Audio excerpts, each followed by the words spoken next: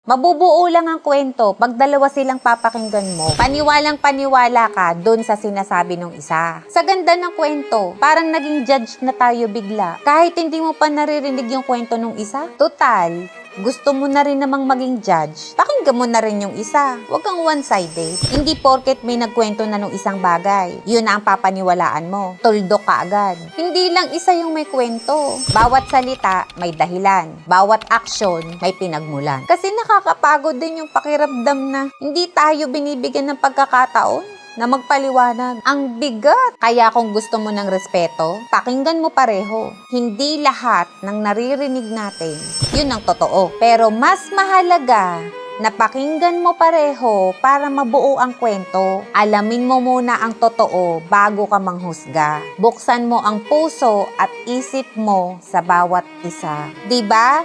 Mas magaan sa loob yung makinig kesa magduda. Sa huli, pag napakinggan mo pareho, doon mo malalaman kung ano ang tunay na kwento.